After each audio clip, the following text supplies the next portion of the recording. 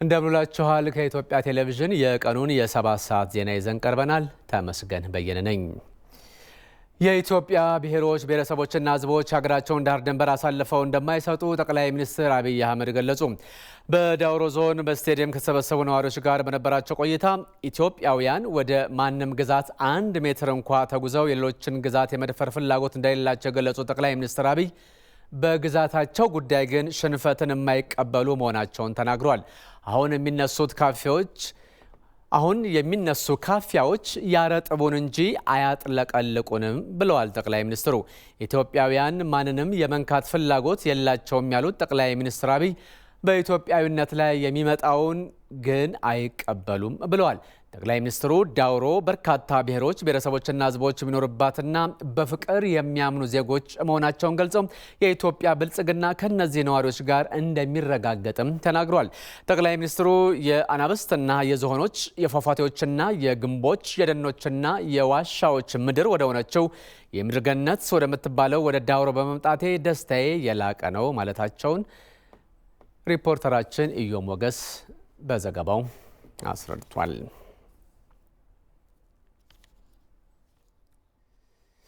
በዳውሮ ዞን ተርጫ የሚገኘው ሪፖርተራችን ኢዮ ሞገስ በዚሁ ጉዳይ ላይ በስልክ መስመራችን ላይ ጠቅላይ ሚኒስትሩ በዳውሮ ዞን የተደረገላቸውን አቀባበል እንደዚሁም ደግሞ ያስተላለፉትን መልእክት በሚከተለው መንገድ አድርሶናል። አመሰግናለሁ። እንግዲህ ዛሬ ጠቅላይ ሚኒስትር አብይ አህመድ በዳውሮ ዞን ተርጫ ከተማ ተገኝተው ከበርካታ አካባቢዎች የተውጣጡ የዳውሮ ዞን እና የተርጫ ነዋሪዎችን እንደዚህም ደግሞ የአካባቢው ዞን ነዋሪዎችን በተሰባሰቡበት ስቴዲየም ንግግር አድርገው ነበረ። በንግግራቸው በርካታ ነጥቦችን የዳሰሱት የዞኑን የተለያዩ ባህላዊ አባባሎችን ጭምር በመጥቀስ የኢትዮጵያን አንድነት፣ ሀገራዊ ጉዳዮችን የዳሰሱበት ንግግር ነበር። በንግግራቸው ተርጫ ከተማ ነዋሪዎች እና የዳውሮ ዞን ነዋሪዎች በርካታ ብሔር ብሔረሰቦችን ከየትኛውም ማዕዘን የሚመጣ ማንኛውንም ነዋሪ እንደ እንግዳ ሳይሆን እንደ ባለቤት አይተው የሚያስተናግዱ መሆናቸውን የጠቀሱት ጠቅላይ ሚኒስትሩ ይህ ደግሞ ኢትዮጵያን ለመገንባት ሂደት ውስጥ ትልቅ ምሳሌ የሚሆን ነው ያሉት ጠቅላይ ሚኒስትሩ ከዚህም በተጨማሪም ደግሞ የተለያዩ ጉዳዮችን ዳሰዋል። ጠቅላይ ሚኒስትሩ የኢትዮጵያ ብሔር ብሔረሰቦች በሀገራቸው ሉዓላዊነት ጉዳይ ላይ የማይደራደሩ መሆናቸውን የጠቀሱት ጠቅላይ ሚኒስትሩ ሁሉም ብሔር ብሔረሰቦች በተለያየ ጊዜ በታሪክም እንደታየው ሀገራቸውን በማስከበር ሂደት ውስጥ ድርድር የማያውቁ ናቸው ብለዋል። ጠቅላይ ሚኒስትሩ የኢትዮጵያ ብሔር ብሔረሰቦች የማንንም ንብረት የማይፈልጉ ከየትኛውም ድንበር 1 ሜትር እንኳን ተገዘው የማንንም ነገር የማይሹ ናቸው። ነገር ግን የራሳቸውንም የማያስረክቡ ናቸው ነው ያሉት ጠቅላይ ሚኒስትሩ። ይሄ ደግሞ በታሪክ ሂደት ውስጥ የታየና የተመሰከረ ነው ብለዋል ጠቅላይ ሚኒስትሩ። በሌላ በኩል ደግሞ ኢትዮጵያን በማበልጸግና ወደ ብልጽግና ጎዳና ለማድረስ በሚደረገው ጥረት ውስጥ የዳውሮ ዞን ነዋሪዎች የሚጠበቅባቸውን እንዲያደርጉም ጠቅላይ ሚኒስትሩ ጥሪ አቅርበዋል። በዚህ ዞን ውስጥ የሚገኙ ጠንካራ ታታሪ ህዝቦች ጠንካራ ባህል ይዘን የኢትዮጵያን ጉዞ ለማሳካት አይከብድም ነው ያሉት። በዚህ ውስጥም ደግሞ የዜጎች ሁሉ ትብብር አስፈላጊ እንደሆነ የጠቀሱት ጠቅላይ ሚኒስትሩ ቀጥሎ በነበራቸው መርሃ ግብር ደግሞ ከዞኑ የተለያዩ አካባቢዎች የተውጣጡ ነዋሪዎችን በአዳራሽ ውስጥ አነጋግረዋል። እነዚህም ደግሞ በአዳራሽ ውስጥ የነበሩ ነዋሪዎች የተለያዩ ጥያቄዎችን አንስተዋል። በዋናነት የሚጠቀሰው የመሰረተ ልማት ችግር ነው። የመንገድና የውሃ ችግር በብዛት ተጠቅሷል። ከዚህ በተጨማሪ ደግሞ የኤሌክትሪክ አቅርቦትን የተመለከተ ችግር ተነስቷል። በዞኑ ከሚገኙ ቅርጾች ተጠቃሚ ለመሆን የፌዴራል መንግስት ትኩረት እንዲሰጥና የተለያዩ መሰረተ ልማቶችን የመገንባት ስራ እንዲሰራ ነው የጠየቁት። በሌላ በኩል ደግሞ የመዋቅር ጥያቄ፣ የዩኒቨርሲቲ ጥያቄና ሌሎች ጉዳዮችም ተነስተዋል። ጠቅላይ ሚኒስትሩ ደግሞ እነዚህ ጉዳዮች በመታየት በውይይት ሊፈቱ እንደሚችል ነው የጠቀሱት። ነገር ግን በዞኑ የሚነሳውን የመንገድ ጥያቄ በተመለከተ ሪፎርሙ ከመጣ በኋላ በስፋት በትኩረት ከተሰሩ ጉዳዮች አንዱ የዚህ አካባቢ መንገድ መሆኑ ጠቅሰዋል። ሌሎች ጉዳዮች ግን በምክክርና በንግግር እንደሚመለሱ ነው የጠቀሱት። ጠቅላይ ሚኒስትሩ በከሰዓቱ ቆይታቸው ደግሞ በኮንታ ልዩ ወረዳ ተገኝተው እንዲሁ ነዋሪዎችን ያነጋግራሉ ተብሎ ይጠበቃል። ምክትል ጠቅላይ ሚኒስትር ደመቀ መኮንን የኮሮና ቫይረስን ለመከላከል በሀገሪቱ እየተከናወኑ ያሉ ስራዎችን እየጎበኙ ይገኛሉ። ምክትል ጠቅላይ ሚኒስትሩም እንደዚሁ ደግሞ እንደሚታወቀው የሚኒስትሮች ግብረ ኃይል ይህን ኮሮና ቫይረስን ለመከላከል መዋቀሩ ይታወቃል። ከነዚህ አካላትና ከሌሎችም ከሚመለከታቸው አካላት ጋር ያለውን ሁኔታም እየጠየቁ ማብራሪያም የተሰጣቸው ነው የሚገኘው። ሀገሪቱም የኮሮና ቫይረስን በመከላከል ረገድ እያደረገች ያለውን አስተዋጽኦ በተመለከተም መንግስት በምን ደረጃ መሄድ እንዳለበትም የአቅጣጫ ያገኛሉ ተብሎ ይጠበቃል በውይይታቸው ላይ። ከኢትዮጵያ ቴሌቪዥን የምትከታተሉት በቀጥታ የተላለፈ ያለው የሰባት ሰዓቱ ዜና እንደቀጠለ ነው። ከዚሁ ከኮሮና ርዕሰ ጉዳይ ሳንወጣ ኮሮና ቫይረስን ለመከላከልና ለመቋቋም የሚያስችል ዝግጅት እየተከናወነ እንደሚገኝ የኮሮና ቫይረስን ለመከላከል የተቋቋመው የሚኒስትሮች ግብረ ኃይል አስታውቋል። ግብረ ኃይሉ የኮሮና ቫይረስን ለመከላከል በአገር አቀፍ ደረጃ ያለውን ዝግጁነትና የበሽታው ዓለም አቀፍ ወቅታዊ ሁኔታን በዝርዝር ተመልክቷል። የግብረ ኃይሉ አስተባባሪና የጤና ሚኒስትር ዴኤታዋ ዶክተር ሊያ ታደሰ ቫይረሱ ወደ ሀገር ውስጥ እንዳይገባ መጠነ ሰፊ ዝግጅት እየተደረገ መሆኑን አብራርተዋል። በጤና ውስጥ ያለው እንግዲህ ዝግጁነት ብዙ ጊዜ እንግዲህ እንደምንገልጸው በእለት በእለት ያው እያጠናከርን ከኤርፖርት ካለው ስክሪኒንግ ባለፈ ይሄ ችግር ቢከሰት ያንን ሕክምና መስጠት የሚችሉ ተቋማትን ከማዘጋጀት አኳያም ባለሙያዎችን ግብአቶችን ከማዘጋጀት አኳያ ስራዎች እየተሰሩ ነው። ነገር ግን አሁን በተለይም በግብረ ኃይሉም ትልቁ እየታየ ያለው አንደኛ ኦፍኮርስ የሚያስፈልገው የሪሶርስ መጠን ከፍተኛም ስለሆነ ያንን ከማሟላት ከመንግስትም ከሌሎችም አጋር ዓለም አቀፍ ድርጅቶችም የሚደረጉ የሀብት ማሰባሰቦችን ማጠናከር ላይ፣ ሌላው ደግሞ እንግዲህ ዝግጁነቱ አሁን በሚዲያ የሚሰጡ የተለያዩ ማህበረሰቡን ለማሳወቅ የሚሰሩ ስራዎች ቢኖሩም ማህበረሰቡን የበለጠ ማዘጋጀት ይፈልጋል። በሽታው ቢከሰት ድንጋጤዎች እንዳይፈጠሩ እንዴት ነው ነገሮችን ተቆጣጥረን በሽታውን እንዳይሰራጭም ከማድረግ፣ ሁለተኛም ሌላ ደግሞ የከፋ ችግር በመደናገጥ ምክንያት የሚመጡ ደግሞ ሌሎች ችግሮችን ከመቆጣጠር አኳያ ምን ዝግጁነት ይፈልጋል የሚለው ትልቁ ስራ እንግዲህ እሱ ነው። ወቅታዊና ትክክለኛ መረጃን የጤና ሚኒስቴር በየጊዜው ለሕዝብ የሚያሳውቅ መሆኑና ሕብረተሰቡን በተለያዩ የማህበራዊ ሚዲያ በሚሰራጩ ሐሰተኛ መረጃዎች እንዳይረበሽም ሚኒስትር ዴኤታዋ ጥሪ አቅርበዋል። የግብረ ኃይሉ አባልና የገንዘብ ሚኒስትሩ አህመድ ሺዴ እንዳሉት የኮሮና ቫይረስን ለመከላከል በሚደረገው ጥረት የሎጂስቲክስና የፋይናንስ እጥረት እንዳይገጥም አስፈላጊው ዝግጅት ተደርጓል። ያለን ቅድመ ዝግጅት ምን ይመስላል የሚለውን በሚገባ የገመገምን ያልነው የዓለም አቀፍ ስርጭቱ እና አዝማሚያውን በሚገባ በውይይት እየተደረገበት ነው የሚገኘው። ሰፊ የሆነ መረጃ ልውውጥ ከሌሎች ሀገሮች ጋር እንዲሁም ከዓለም ጤና ድርጅት ጋር የተካሄደ ነው የሚገኘው። የራሳችን አቅም ደግሞ ተጠቅመን የመንግስት ተገቢውን ፋይናንስ በመመደብ የቅድመ ዝግጅት ስራዎች የተሰሩ ይገኛሉ። ችግሩ ቢከሰት እንዳይስፋፋ ለመግታትና ለመቆጣጠር የሚያስችል የማስተማር ስራ፣ የቅድመ ዝግጅት ስራ የተሰራ ነው የሚገኘው። አደጋው እንኳን ቢፈጠር የተወሰኑ ሆስፒታሎችን ለዚህ በማዘጋጀት የቅድመ ዝግጅት ስራው ግብዓት የማሟላት ስራ የተሰራ ነው የሚገኘው። እንዲሁም የምርመራ አቅማችንም እያደገ ነው የሚገኘው። ስለዚህ ያው የዓለም አቀፍ ችግር ነው፣ የእኛ ብቻ ችግር አይደለም። ተገቢውን ጥንቃቄና ትኩረት በማድረግ የሚሰራ ነው የሚሆነው። ኮቪድ-19 የተባለ የሚጠራው የኮሮና ቫይረስ የተጠቁ ሰዎች ቁጥር በዓለምም ዙሪያ ከ100 ሺህ በላይ ሆኗል። በቻይናና በደቡብ ኮሪያ አዲስ በቫይረሱ የመያዝ ምጣኔ እየቀነሰ ቢሆንም በተቀረው ዓለም ግን በአንጻሩ በፍጥነት እየተዛመተ ነው የሚገኘው። ኢራን በ24 ሰዓት ጊዜ ውስጥ ከ1000 በላይ አዲስ የኮሮና ቫይረስ ተጠቂዎችን መዝግባለች። ይህን ተከትሎ የጉዞ ማዕቀብ በከተሞች መካከል እንደዚሁም ትምህርት ተቋማትን ለመዝጋትም ውጥን ይዛለች። አሁን ላይ እየታየ ያለው የመከላከል ስራ ከተጠበቀው በታች ነው ሲል የዓለም ጤና ድርጅት WHO ሀገራትን ወቅሷል። ከ3300 በላይ ሰዎች በዓለም ዙሪያ ህይወታቸውን ኮቪድ-19 ወይም ኮሮና ቫይረስ ምክንያት ያጡ ሲሆን ከነዚህ ውስጥ አብዛኛዎቹ አረጋውያን መሆናቸውን የታወቀው በአውሮፓ ከጣሊያንና ፈረንሳይ በተጨማሪ ቫቲካንና ሰርቢያ አዲስ የኮሮና ተጠቂ መዝግበዋል። ብሪታንያ ደግሞ ክትባት ለማግኘት የሚደረገውን ጥረት ለመደገፍ $50 ሚሊዮን መዋዕለ ንዋይ መድባለች። በአፍሪካ ካሜሩንና ሴኔጋል በቫይረሱ አዲስ የተጠቃ ሰው ሲመዘግቡ የተቀሩት ሀገራት ጠንካራ የቁጥጥር ስርዓት መዘርጋታቸውን ይፋ አድርጓል።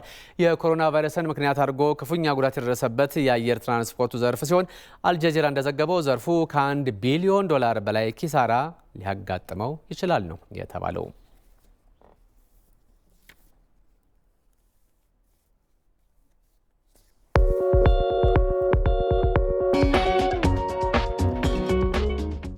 ቀጣዩ የዜናችን ርዕሰ ጉዳይ የታላቁ የኢትዮጵያ ህዳሴ ነው። በታላቁ የኢትዮጵያ ህዳሴ ግድብ ዙሪያ በታዛቢነት ስትሳተፍ የነበረችው አሜሪካ ያወጣችው መግለጫ ኢፍትሐዊ መሆኑን ከኢቲቪ ወቅታዊ ዝግጅት ጋር ውይይት ያደረጉ ምሁራን ተናገሩ። በህዳሴ ግድብ ዙሪያ በድርድሩ ሲሳተፉ የነበሩት ምሁራን የኢትዮጵያ መንግስት በአሁኑ ጊዜ የያዘው አቋምም ትክክለኛና ተገቢ ስለመሆኑ ተናግረዋል። ሰለሞን አበጋዝ ተከታትሎታል። በታላቁ የኢትዮጵያ ህዳሴ ግድብ ግንባታ ዙሪያ በኢትዮጵያ በግብጽና ሱዳን መካከል ሲደረግ የነበረው የሶስትዮሽ ድርድር ያለአንዳች ስምምነት ለጊዜው ተቋርጧል። ኢትዮጵያ ገና ግድቡን ለመገንባት ስትነሳ ጀምሮ የተፋሰስ ሀገራቱም የጋራ ተጠቃሚነትን ያገናዘበ ነበር። በህዳሴ ግድብ ዙሪያ ኢትዮጵያን ወክለው ሲደራደሩ የነበሩ ምሁራን ከኢቲቪ ወቅታዊ ዝግጅት ጋር ባደረጉት ውይይትም ይህንኑ አረጋግጠዋል። ወንድሞቻችን ናቸው። ምንም ውሃ ወደታች ሳይወርድ በሁለት ዓመት መሙላት የሚባል ነገር አልታሰበም፣ አልተደረገም። ዲዛይንም እንደዛ አልተደረገም። እንደ ክረምቱ ጸባይ ከ4 እስከ 7 ዓመት ከ5 እስከ 7 እንሞላለን የሚል ፕላን ቀድሞ መጀመሪያ ሲታሰብ ግድቡ ሲታሰብ የተሰራው ተሰጥቷቸዋል። ይህን ካወቁ በኋላ ነው ውሃውን ለማግኘት ያው እንደምታውቀው የኤሌክትሪክ ግድብ እንደ ህዳሴ ግድብ አይነቶቹ የገባውን ውሃ መልሶ ስለሚያስወጣ ውሃ አይወስድም ከትነት ወደ 2 ቢሊዮን ከ1.5 እስከ 2 ቢሊዮን አካባቢ ውጪ። ከዚህ በኋላ ውሃው እንዲሁ እንዲቀጥል ለመጪው ጊዜያቶች ለረጅሙ ጊዜያቶች ያንን ለማስፈጸም የሚደረጉ ትግሎች ናቸው።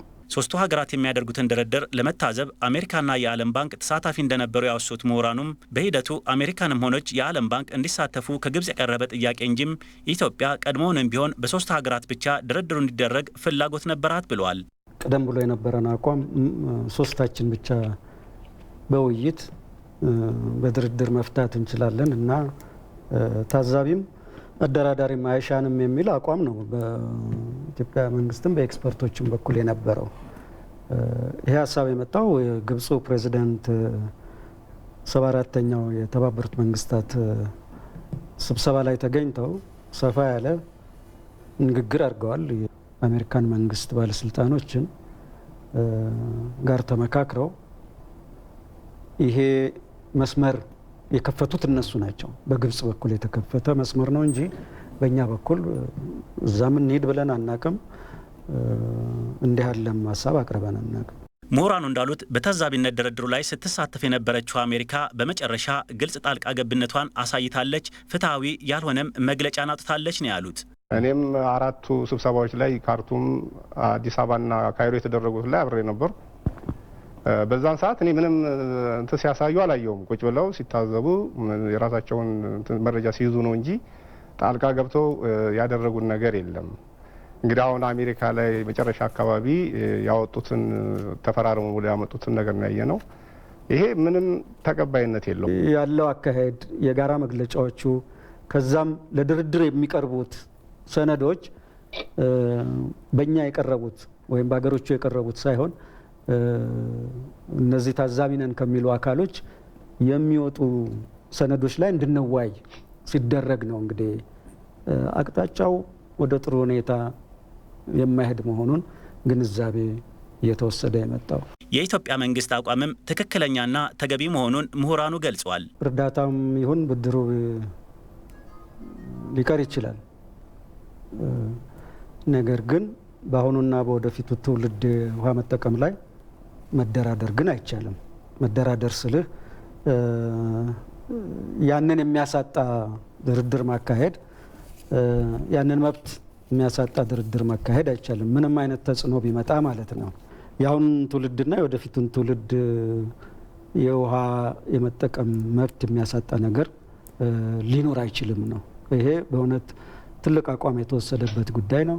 በኢትዮጵያውያንና ትውልደ ኢትዮጵያውያን እየተገነባ ያለው ታላቁ የኢትዮጵያ ህዳሴ ግድብ ግንባታም አሁንም ስራው ተጠናክሮ ቀጥሏል። በሌላ በኩል ታላቁ የኢትዮጵያ ህዳሴ ግድብ ከኢኮኖሚያዊ ጠቀሜታው ባለፈ የሀገር ሉዓላዊነት መገለጫ በመሆኑ ግድቡን ለማጠናቀቅ በሚደረገው ሂደት ሁሉ የሚጠበቅባቸውን ለማድረግ ዝግጁ መሆናቸውን የሐዋሳ ከተማ ነዋሪዎች ተናግረዋል። አስተያየቶቹን ለኢቲቪ ሰጥተዋል። ሚካኤል ገዙን ያነጋገራቸው እነሆ አስተያየታቸው።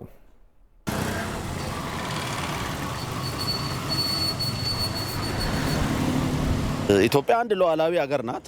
ሀብቷን ነው የገነባችው። ለዛውም አቋሟን በእጅጉ ግልጽ አድርጋ ነው የታቹን ተፋሰስ ሀገር ምንም ሊጎዳ በማይችል ሁኔታ ነው ራሷ ከጅምሩ ጀምሮ በቴክኒክ ቡድን በተለያየ ሁኔታ ራሷን ግልጽ እያደረገች እየተናበበች ነው እየሰራች ያለችው።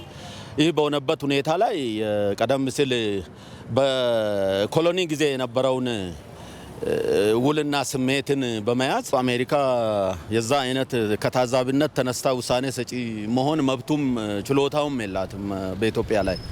ግድቡ ተገድቦ እንዲያልቅና ለታለመለት አላማ እስኪውልና ለአገራችን ለውጥ እስከሚመጣ ድረስ እንታገላለን አብረን። ሰሞኑ ግብጽና ኢትዮጵያ መካከል ያለውን የተወሰኑ አለመግባባቶችን ለመፍታት ብሎ ለመሸንገል ብሎ አሜሪካን መንግስት እጁን አስገብቶ ከዛ አልፎ ከድርድር አልፎ ውሳኔ የሚወሰን አይነት ንግግር ሲያሰሙ ያለፈውን ያረጀውን አስተሳሰብ የድሮውን አስተሳሰብ በማንሳት አሁን በዚህ በ21ኛው ክፍለ ዘመን የማይመጥን አይነት ንግግር በማንሳት የሚታሳየው ባህሪ ይሄ ተገቢ አይደለም ብዬ አስባለሁ። እኔ የበላይ ነኝና ጣልቃ መግባት ያስፈልገኛል፣ እንደምንም ገብቼ መፈትፈት እችላለሁ የሚል አቋም ይሄ ሊኖራት አይገባም ባይ ነኝ። ማንም ገብቶ በማንም በእኛ መብት ውስጥ ገብቶ ሉዓላዊነታችንን እንዲያጠፋው እንዲደፈርስ የፈለገውን ሰው እጁን እየከተተ የፈለገውን በራሷ አቅም የሚንቀሳቀስ አካል ባይኖር መልካም ነው ብዬ አስባለሁና እንዲህ ከምንም በላይ የህልውና ጉዳይ ነው ለኢትዮጵያ ህዝብ። የመንግስትም ብቻ ሳይሆን የህዝብ ግድብ ነው፣ የህዝብ ሀብት ነው።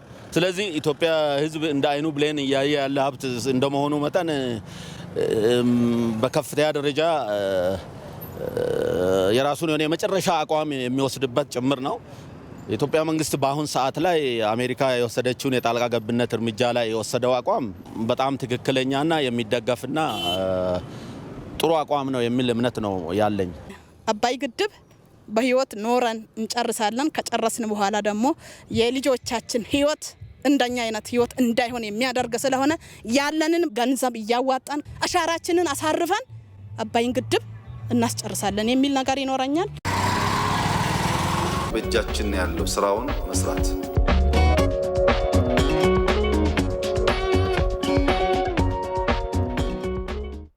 ይህ የኢትዮጵያ ቴሌቪዥን ነው። የምትከታተሉት በቀጥታ እየተላለፈ ያለውን የዕለቱን የቀን የ7 ሰዓት ዜና ነው። በአማራ ክልል የምርጥ ዘር አቅርቦት ችግርን ለመፍታት በክልሉ የሚገኙ ሰፋፊ የመንግስት እርሻዎችን ወደ ዘር ማባዣነት ለመቀየር እየተሰራ መሆኑ ተገለጸ። የአማራ ክልል ግብርና ምርምር ኢንስቲትዩት በግብርና ምርምሮችና ዘመናዊ ቴክኖሎጂዎች ላይ የሚመክር አውደ ጥናት አካሂዷል። ይህ ነው ዋጋቸው ዝርዝር አለው። የአማራ ክልል ግብርና ምርምር ኢንስቲትዩት በምርምሮችና ዘመናዊ የግብርና ቴክኖሎጂዎች ላይ የሚመክር አውደ ጥናት አካሂዷል። በአውደ ጥናቱም የዘርፉ ተመራማሪዎችና የፌዴራልና የክልሉ የመንግስት የስራ ኃላፊዎች ተሳትፈዋል። በመድረኩ የመወያ ጽሑፍ ያቀረቡት ዶክተር ጥላሁን ዘውልዱ የግብርና ዘርፉን በማሳደግ የአርሶ አደሩን ህይወት ለመቀየርና መዋቅራዊ ሽግግር ለማምጣት በ3 ጉዳዮች ላይ በትኩረት ሊሰራ እንደሚገባ ይናገራሉ። ግብርና እንደምናውቀው ደግሞ በጣም ተወጣጥሮ ነው ያለው። አንደኛ የመሬት ጥበት አለ፣ ሁለተኛ የመሬት መሸርሸር አለ፣ ሶስተኛ ቴክኖሎጂ አቅርቦት የለም። ቴክኖሎጂ ማለት የተሻሻሉ ዘር ለምሳሌ በእንስሳትም ሆነ በእጽዋት፣ እንደዚሁ ደግሞ የውሃ ቴክኖሎጂ እያቀረብን አይደለም፣ ምክንያቱም ግብርና ውሃ ይፈልጋል። ሶስተኛ ዋና መሰረታዊ የሆነው ደግሞ የግብርና የአፈር ለምነት ነው። ስለዚህ ፈርቲላይዘርም እያቀረብን አይደለም በአግባቡ። ማቅረብ ብቻ ሳይሆን እንዴት እንደምንጠቀምበትም አናቅም እና ይህንን ህብረተሰቡ እንዲያውቅ ማድረግ አለ። የአማራ ክልል ግብርና ምርምር ኢንስቲትዩት ዋና ዳይሬክተር ዶክተር ጥላይ ተክለውል የምርምር ተቋሙ የግብርና ምርትና ምርታማነትን ለመጨመር የሚያስችሉ ዘመናዊ የግብርና ቴክኖሎጂዎችን እያፈለቀ አርሶ አደሩ ተጠቃሚ እንዲሆን እየሰራ መሆኑን ገልጸዋል። በዚህ ዓመት አሁን የተወሰኑ ዝርያዎች ይለቀቃሉ። አዲስ ዝርያዎች ለምሳሌ የቢራ ገብስ አዲስ ዝርያ ከዚህ ቀደም የነበረው የቢራ ገብስ ባለ 2 መስመር የቢራ ገብስ ነው። አሁን ባለ 6 መስመር ለመጀመሪያ ጊዜ አቅርበናል።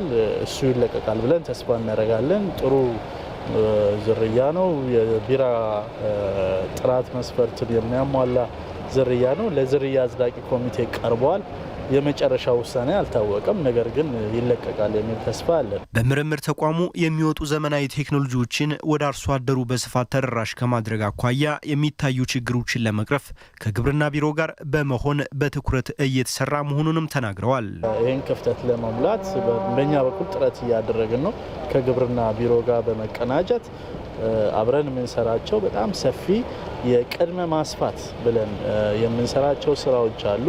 በተለያዩ አካባቢዎች በጋራ አቅደን እኛ እጅ ያሉ ውጤታማ የሆኑ ቴክኖሎጂዎችን አርሶ አደሮች እንዲያውቋቸው፣ የልማት ጣቢያ ሰራተኞች እንዲያውቋቸው እና ወደ መደበኛ ኤክስቴንሽን ስርዓት ገብተው በስፋት እንዲሰራጩ ለማድረግ አብረን የምንሰራው ስራ አለ እና በዚህም በጣም ውጤታማ ስራዎች ተሰርተዋል። ነገር ግን ችግሩ ሙሉ ለሙሉ ተቀርፏል ማለት አይቻልም። የአማራ ክልል ግብርና ቢሮ ኃላፊ ዶክተር መለስ መኮንን በበኩላቸው በምርምር ተቋማት የሚወጡ የሰብል ዝርያዎችን ወደ አርሶ አደሩ በስፋት ከማሰራጨት አኳያ የሚታየውን ችግር ለመቅረፍ በክልሉ ያሉ ሰፋፊ እርሻዎችን ወደ ዘር ማባዣነት ለመቀየር ጥረት እየተደረገ መሆኑን ገልጸዋል። ትልልቅ ሰፋፊ እርሻዎችም እኛም ክልል ላይ ያሉ እነዚህ ሰፋፊ እርሻዎች ከክልሉ ሕዝብ የምናስበልጠው ነገር ስለማይኖር እነዚህ ሰፋፊ እርሻዎችን ማግኘት ከቻል አንደኛ በምንፈልገው አይነት በምንፈልገው መጠን ዘር ማባዛት እንችላለን። ጥራቱንም የጠበቀ ዘር ማባዛት እንችላለን። ከበሽታ ከተለያየ ነገር ነፃ የሆነ ዘር ማባዛት የምንችልበት እድል ነው። አለበለዚያ ከአርሶ አደር ዘር ገዝተን እኛ መልሰን እንደገና ያንን ለአርሶ አደር ሸጠን አርሶ አደሩ ላይ አሁንም የዋጋ ጭማሪ በየጊዜው እየተከሰተ እየተቸገርን ያለንበት ሁኔታ ስላለ ይሄንን የክልሉ መንግስትም በትኩረት ይዞ እየሰራን ያለ ነው። የአማራ ግብርና ምርምር ኢንስቲትዩት በዚህ ዓመት 27 የሚሆኑ የሰብል ዝርያዎችን ማፍለቁንም አስታውቋል። ለኢቲቪ የህነው ዋጋቸው ከባህር ዳር። በፍትህ ስርዓቱ ላይ በአብዛኛው በተገልጋዮች ከሚነሱ ቅሬታዎች መካከል የአገልግሎት አሰጣጥ ጉዳይ ዋነኛው ችግር እንደሆነ ነው የሚነገረው። ይህንን ችግር ለመፍታት ታዲያ የሐዋሳ ከተማ ከፍተኛ ፍርድ ቤት አሰራሩን በቴክኖሎጂ የታገዘ ለማድረግ እየተንቀሳቀሰ መሆኑን ያስታወቀው ሚካኤል ገዙ ዝርዝር አለው። ከፍትህ ስርዓቱ አገልግሎት አሰጣጥ ጋር በተያያዘ በፍርድ ቤቶች የፋይል መሰወርና የአገልግሎት ቀልጣፋ ለመሆን በተገልጋዮች በኩል በስፋት ሲነሱ የሚስተዋሉ ቅሬታዎች ናቸው። የሐዋሳ ከተማ ከፍተኛ ፍርድ ቤትም ከአገልግሎት አሰጣጥ ጋር በተያያዘ የሚስተዋሉ ክፍተቶችን ለመሙላት 19 የሚሆኑ አገልግሎቶቹን በቴክኖሎጂ የታገዙ እንዲሆኑ ማስቻሉን የፍርድ ቤቱ ፕሬዚዳንት አቶ ማቴ ማጋኔ አስረድተዋል። እንደሚታወቀው የድሮ መዝገብ ቤት መዝገብ ጠፋ፣ ከመዝገብ ውስጥ መረጃው ተነቀለ የሚል ነገሮች የፍርድ ቤቶች የተለመዱ ቅሬታዎች ናቸው። ይህንን ሶልቭ ለማድረግ እኛ የሚንሰጠውን የትኛውንም አገልግሎት ማዘመን አለብን ብለን ወደ ዘመናዊ የቴክኖሎጂ አሰራር ውስጥ ገብተን ወደ 19 ቴክኖሎጂ አይነቶችን አስገብተን አሁን የትኛውም አገልግሎት በቴክኖሎጂ የተደገፈ በጣም ቀላል ጥራት ያለው እንዲሆን ያደረግንበት ሁኔታ ነው ያለውና አሁን በዚህ እየሰራን ነው ማለት ነው። ፍርድ ቤቱ ወደዚህ ተግባር ከገባ በባለፉት 6 ወራት ብቻ 27500 የሚደርሱ ነባርና አዳዲስ የክስ መዝገቦች ወደ መረጃ ቋት እንዲገቡ አድርጓል። ይህም ዳኞችን ጨምሮ ሌሎች ደንበኞች ጉዳያቸውን ወደ ፍርድ ቤቱ መምጣት ሳያስፈልጋቸው ባሉበት ሆነው የመከታተል አማራጭ እንዲኖራቸውም ያስችላል። ፋይሎችን በሙሉ ጨርሰናል። ዲጂታላይዝ አድርገን ጨርሰናል። ተንቀሳቃሽ ፋይሎች ዳኛው ወደ ቤት ለውሳኔ ይዞ የሚሄደውን ይዞ እንዳይሄድ እዚሁ ወደ ሶፍት ኮፒ የተቀየረውን ወደ ዳኛው ወደ ላፕቶፑ የሚላክበት ስርዓት ነው ያዘጋጀ ነው እና ፋይል ሼሪንግ የሚባለው ሲስተም እሱ ነው። ስለዚህ ባዶ እጁን ይሄዳል፣ ከዚህ ፋይል ይላክለታል። ለሱ የተመደበውን ፋይል በተመለከተ በኮምፒውተሩ ይላክለታል ማለት ነው። ከዛ አንብቦ ውሳኔ ሰርቶ ይመጣና እሱ የረጅም ጊዜ የፍርድ ቤቱ ደንበኛ የሆኑት ጠበቃ ፍሬው ከበደ በአገልግሎት አሰጣጡ ላይ እየተወሰዱ ያሉ ማሻሻያዎች ብዙ አሰራሮችን እንዳቀለሉ ተናግረዋል። ከዚህ በፊት የቀጠሮ መጋጨቶች፣ መደራረቦች ነበሩ። ትክክለኛ እንደገና በቀድሞ በማኑዋሉ ስርዓት በነበረ ጊዜ ከረጅም መዝገቦችን የመፈለግ አሰልች ስርዓት ይሆናል። ቀጠሮች ያልፉብሃል፣ ይጋጩብሃል፣ የተሳሳቱ ውሳኔዎች እንዲሰጡ ያደርጋል። ይሄ በመግባቱ ግን አንደኛ በጊዜው በሰዓቱ ተገኝተህ ዳታ ላይ የምትፈልገውን መዝገብ ቀጠሮ የት እንዳለም ጭምር ማወቅ ትችላለህ። ቴክኖሎጂው ረጅም ሂደት የሚወስዱ አሰራሮችን በማሳጠር አገልግሎቱን እንዳሻሻሉ የሚናገሩ የፍርድ ቤቱ የዳኝነት ነጻነትና ተጠያቂነት ዋና የስራ ሂደት አስተባባሪ አቶ ሄኖክ ማሞ በቀጣይ ግን ወደ ፍርድ ቤቱ የሚመጡ ተገልጋዮች ትግበራውን እንዲጠቀሙት ለማስቻል ትኩረት የሚሰጠው ይሆናል ብለዋል። አሁን ወደ እኚህ ክሊያንቶቻችን ተገልጋዮቻችን ስልጠና ልንሰጣቸውን በቀጣይ ፕሮግራም ይዘን ያለ ነው። ምክንያቱም እነሱ ካልተገለገሉት ቴክኖሎጂ ግዑዝ ነገር ነውና ያንን ስልጠና እያዘጋጀን ያለንበት ሂደት ነው ያለው። ቀጠሮ ዲስፕሌይ ይደረጋል። በዲስፕሌይ በወረቀት አይለጠፍም። በፊት በወረቀት ነው ፕሪንት ተደርጎ የሚለጠፈው። አሁን ግን የማን ቀጠሮ መቼ እንደሆነ በቲቪ ዲስፕሌይ እያደረግንበት ያለንበት ሂደት ነው ያለው። ወደዚህ የአሰራር መንገድ ያልተካተቱ ሌሎች አሰራሮችን ሙሉ በሙሉ በቴክኖሎጂ የታገዙ እንዲሆኑ ለማድረግ የሚያስችሉ ስራዎችም እንደሚከናወኑ ፍርድ ቤቱ አስታውቋል። በትግራይ ክልል ምዕራባዊ ዞን ሰቲት ሁመራ ከተማ በማኑፋክቸሪንጉ ዘርፍ የተሰማሩ ወጣቶች ውጤታማ እየሆኑ መምጣታቸውን ተናገሩ። የስራ አድማሳቸውን በማስፋትም ብቁ ተወዳዳሪ ሆነው ለመስራት የከተማው አስተዳደር የመስሪያ ቦታ የሰጣቸው ቢሆንም የብድር አገልግሎት ማግኘት አለመቻላቸውንም ተናግረዋል። የሰቲት ሁመራ ማኑፋክቸሪንግ ጽሕፈት ቤት ደግሞ እስካሁን ድረስ በብድር መልክ የተወሰደ ገንዘብን የማስመለሱ ስራ ከተጠናቀቀ ችግሩ ይፈታል ባይ ነው። ገብረ እግዚአብሔር ኃይሉ ዝርዝሩን አዘጋጅቷል። ሙሉጌታ ተስፋይ ያቀርበዋል። በትግራይ ክልል ምዕራባዊ ዞን ሰቲት ሁመራ ከተማ በተለያዩ የሙያ ዘርፎች የተሰማሩ 119 አነስተኛና መካከለኛ አምራች ኢንተርፕራይዞች ይገኛሉ። ከነዚህ መካከል 24ቱን ባስመዘገቡት የካፒታል መጠን ወደ መካከለኛ ኢንተርፕራይዞች የተሸጋገሩ ሲሆን ቀሪዎች ደግሞ በአነስተኛና ጥቃቅን የንግድ ተቋማት ተደራጅተው የሚገኙ ናቸው። በተያዘው በጀት ዓመት ወደ መካከለኛ ኢንተርፕራይዞች ከተሸጋገሩ መካከል ዳዊት አማሃ አንዱ ሲሆን የስራ ትንሽና ትልቅ የለውም የሚል እምነት በመያዙ ለዚህ ውጤት መብቃቱን ገልጿል። ስራ መናቅ የለብንም። ስራኛ አሁን ስራ እናመርጣለን። ስራ መምረጥ የለብንም። ስራ ልሰራለሁ ብለህ ከገባ ስራ በቃ ከስራ ላይ ከዋልክ ተስማማ እንጂ ስራ የለም። በብረታ ብረት ስራ የተሰማራው ሀደራ ገብረ መስቀል በበኩሉ ጠንክሮ በመስራቱ ከተቀጣሪነት ወጥቶ የራሱን ስራ መስራት መጀመሩን ገልጿል። ተከሰራ ዋናው ዓላማ ነው። ራስ ድሌት ካለ በትንሽ ጀምረህ ያው ጥሩ ደረጃ እንደሚደርስ ማንም ሰው ያውቀዋል። 2006 ላይ ወደ 6 ሰው ነው እዚህ ከሰቤት የነበረ የራሳችን የጀመረና ሁላችንም ዳነና ያለን ከረዳትነት ሙያ ተነስቶ አሁን ላይ ሙሉ የእንጨት ስራ ክህሎት ያዳበረው ብርሃነ ተክለ ጊዮርጊስ በነበረው የስራ ቆይታ በርካታ ልምዶች ማግኘቱን ይገልጻል። ስራ በጣም ጥሩ ነው። እድገቱም የዚያን ያህል ነው። ስራውን ስጀምር በረዳትነት ሙያ ተቀጥሬ ነው የጀመርኩት። አሁን ላይ ሁሉንም የእንጨት ስራ ችያለሁ። ጥሩ ደመወዝም እየተከፈለኝ ነው። ዲዛይን ማውጣት፣ ሁሉንም የቤት ቁሳቁስ መስራት ችያለሁ። እዚህ በመስራቴ ራሴን ከመቻል ባለፈ በርካታ የህይወት ልምዶችን አግኝቻለሁ። ከነዚህ ውጤታማ ወጣቶች በስተጀርባ የከተማው አስተዳደር ስልጠናና የመስሪያ ቦታ በመስጠት እንዲሁም የተለያዩ ሙያዊ ድጋፍና ክትትል በማድረግ ራሱን የቻለ አስተዋጽኦ አድርጓል። ቁና ተወዳዳሪ ሆነው የተሻለ ስራ ለመስራት ግን የብድር አገልግሎት አሰጣጥ ችግር እንዳለ ወጣቶቹ ገልጸዋል። ብድር ብዙ የለም። ደገፍ ስልጠና ምናምን በቆንጆ ቴክኒክ በጣም ነው የሚያግዙን። ስልጠና ምናምን አላቸው። የቤት እጃ ከሌለ ካርታን ፕላን ከሌለ ብድር ምንም አይሰጡም። የከተማው አስተዳደር የማኑፋክቸሪንግ ጽሕፈት ቤት በበኩሉ የብድር አገልግሎት ችግር መኖርን ገልጾም የችግሩ መንስኤን ከዚህ ቀደም በብድር መልክ የተሰጠው ገንዘብ በወቅቱ ባለመመለሱ ምክንያት የማስመለስ ሂደት በክልል ደረጃ አቅጣጫ ተይዞ እየተሰራበት በመሆኑ ነው ብለዋል። ኣብዚ ለምዘበን እዩ ተጠው ኢሉ ዝንሄ በክልል ደረጃ ይተለቃህ ተጠው ወጣቶቹ የሚሉት ትክክል ነው። የብድር አገልግሎቱ ያቆመው በያዝነው በጀት ዓመት ነው። ከዚህ ቀደም በስፋት ይሰራበት ነበር። አገልግሎቱ የቆመው በእኛ ብቻ ሳይሆን በክልል ደረጃ ነው። እንዲቆም የተደረገበት ዋና ምክንያትም ከአሁን በፊት በብድር መልክ የወጣ በርካታ ገንዘብ በወቅቱ ባለመመለሱ ነው። ስለዚህ የብድር አስመላሽ ኮሚቴ ተቋቁሞ የማስመለስ ስራው እየተከናወነ ነው። በቀጣይ በማኑፋክቸሪንግ ዘርፍ የሚፈልገውን ለውጥ ለማረጋገጥና የፈጠራ ስራን ለማስፋት ከብድር ጋር ተያይዞ ለሚነሱ ጥያቄዎች ለመፍታት የከተማው መስተዳደር ትኩረት ሰጥቶ እንደሚሰራ ገልጿል። ከ150 ሚሊዮን ብር በላይ ወጪ የተደረገበትና በኦሮሚያ ክልል አዳማ ከተማ የተገነባው ኢትዮ ቺክን የተሰኘው የዶሮ ጫጩት ማስፈልፈያ ፋብሪካ የኢፌዴሪ ፕሬዝዳንት ሳህለወርቅ ዘውዴ በተገኙበት ተመረቀ። የፋብሪካ የስራ ዕድልን ከመፍጠር ባለፈ የተመጣጠነ የምግብ ፍላጎትን ለማሳካት የሚያስችል ነውም ተብሏል። ፕሬዝዳንት ሳህለወርቅ በንግግራቸው ማኑፋክቸሪንግና ግብርናን ለማሳሰር ጉልህ ሚና አለውም ብሏል። ፋብሪካው በሳምንት 700 ሺህ ጫጩቶችን የማስፈልፈል አቅምም አለው። በምረቃ ስነ ስርዓቱ ላይ የኦሮሚያ ክልል ፕሬዝዳንት ሽመልስ አብዲሳን ጨምሮ ሌሎች ከፍተኛ የመንግስት የስራ ኃላፊዎች መገኘታቸውን ነው ሪፖርተራችን ቴዎድሮስ ቶላ የዘገበው። በወሊሶ ከተማ የመንገድ ዳር መብራቶች ባለመኖራቸው የተነሳ የደህንነት ስጋት እንደፈጠረባቸው የከተማዋ ነዋሪዎች ተናገሩ። የከተማ አስተዳደሩ ደግሞ በ2 ወር ጊዜ ውስጥ በፀሐይ ኃይል የሚሰሩ መብራቶችን ለመትከል እየሰራ መሆኑን ነው ያስታወቀው። ለዝርዝሩ አለም ይልፉ። ከአምቦ ወደ ወሊሶ የሚወስደው መንገድ ለአስፋልት ግንባታ ተብሎ ተቆፍሯል። ይህ ደግሞ የውሃ መውረጃ ቱቦዎች እንዲዘጉ በማድረጉ የአካባቢው ነዋሪዎች ቤታቸው ለጎርፍ አደጋ እንዲጋለጥ አድርጎባቸዋል። ይህ መንገድ ከተጀመረ ብዙ ዓመታት አስቆጥሯል። አቧራው አይናችንን እያሳመመው ነው።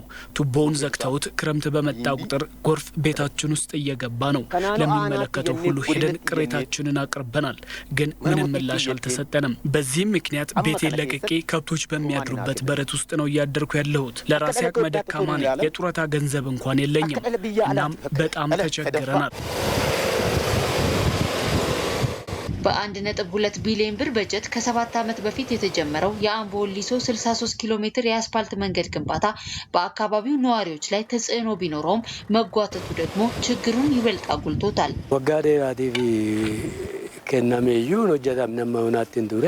መንገዱ ከተጀመረ ረጅም ዓመታት ሆኖቷል። ምንድነው ብለን ስንጠይቅ ረጅም ጊዜ መንገዱን የያዘው ኮንትራክተር ስራውን ትቶ መሄዱ ነው የተነገረን።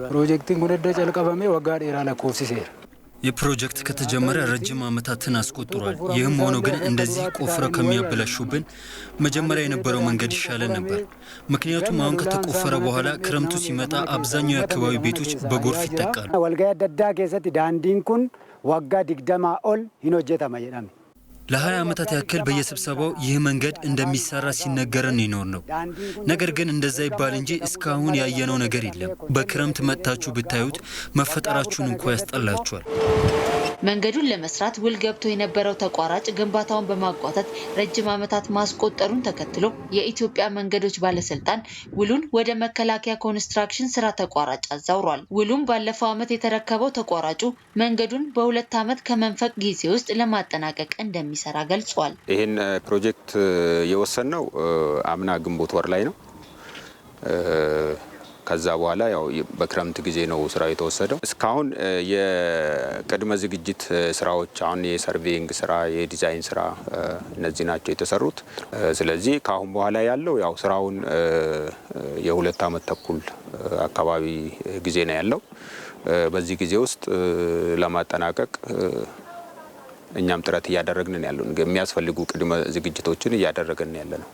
አምና ግንቦት ወር ላይ ግንባታውን ለማከናወን የተረከበው አዲሱ ተቋራጭ እስካሁን ተስፋ ሰጪ ጅማሮን አለማሳየቱ ግን አሁንም ነዋሪዎች መንገዱ በተያዘለት ጊዜ ስለመጠናቀቁም ሆነ ችግራቸው ስለመፈታቱ ማረጋገጫ አላገኙም። ከውጭ የዜና ምንጭ በዲሞክራቲክ ሪፐብሊክ ኮንጎ የመጨረሻዋ የኢቦላ ታማሚ ከህመሙ አገግማ ከሆስፒታል መውጣቷን የዓለም ጤና ድርጅት